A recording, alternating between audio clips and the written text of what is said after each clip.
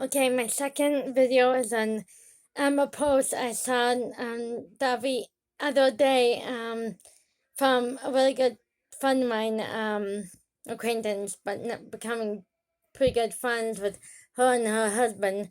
But she had a post saying, "Make America courageous again." Absolutely, Lisa. I completely agree with you. And I love that post. It's like we really lost that edge. We lost our bravery. Seems like not sure where one. I'm sure it's probably things to the woke community, the PC culture, the Antifa and Black Lives Matter movements, trying to force us to be non-Americans and historical knowledge, historical educated Americans. Because I think that's what she was aiming for. And I think it was a response to my video, which I shared with her and her husband. Because you see, he was canceled and saying, a slip of the mouth word, slip of the tongue word that the blacks assume racist. Problem is that word is a people's last name, and it's the last four letters of raccoon. I really don't get why raccoons are racist. I don't know why coon is racist, but the thing is, coon has people's last name. Where's the outrage of that last name? And raccoon is an animal. What did raccoons do to you? Black Lives Matter, Antifa, woke community, PC community? Because as far as I know, it's an animal. Coon is the last name of people I know. So anyway, that's probably where my video was talking about my cancel moment and how I was canceled by a misunderstanding and a Photoshop comment I made about a kid's funeral, which his mother didn't even know. The GoFundMe fundraiser I didn't even mention about in the last that video I made that real comment about the comment I made. His mother did not know about fundraiser asking for a bigger, larger funeral. And I said, why can't you have a smaller, simpler, and maybe the family didn't even want a bigger, larger funeral. Gut feeling was right. So anyway, I posted that video on her and her husband's last video, the Sunday video, explaining why I was behind them and why I stood by them. But anyway, her post probably like "Make America Courageous Again" probably came from that, because right now we don't have the courage, we don't have the bravery, we're afraid to step out of our own comfort zone and have confidence in our country again.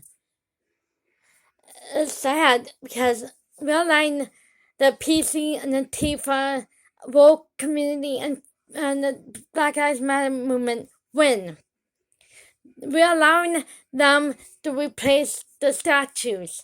We're allowing them to replace our literature. We're allowing them to win these culture wars.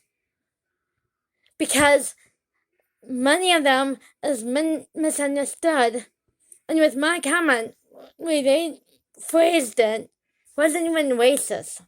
Even when I told people what they were saying about my lot bigger comment, like I said, they photoshopped it saying, why can't you have the funeral at all? That's not racist. That's not culturalism.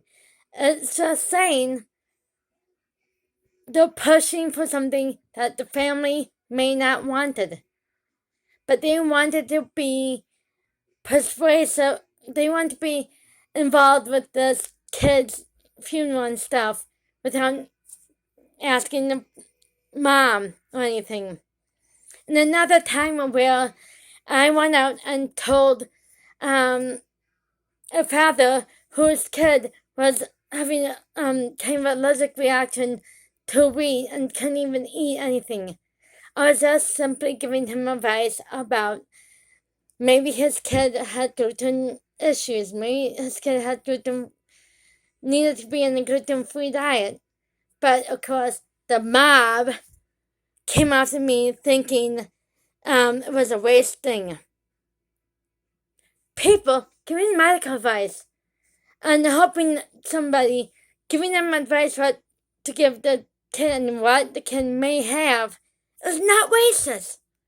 It's advice.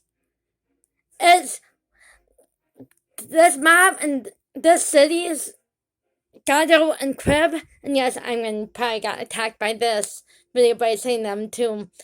But I'm just saying, people in them neighborhoods are so uneducated. And they say the white needs to be educated about what they want to. Thing is, they are ignoring our history, our knowledge, and our education about things.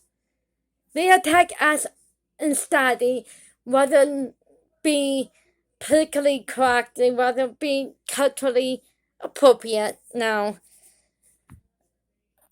Some of these people need to stop attacking and maybe get a really good education.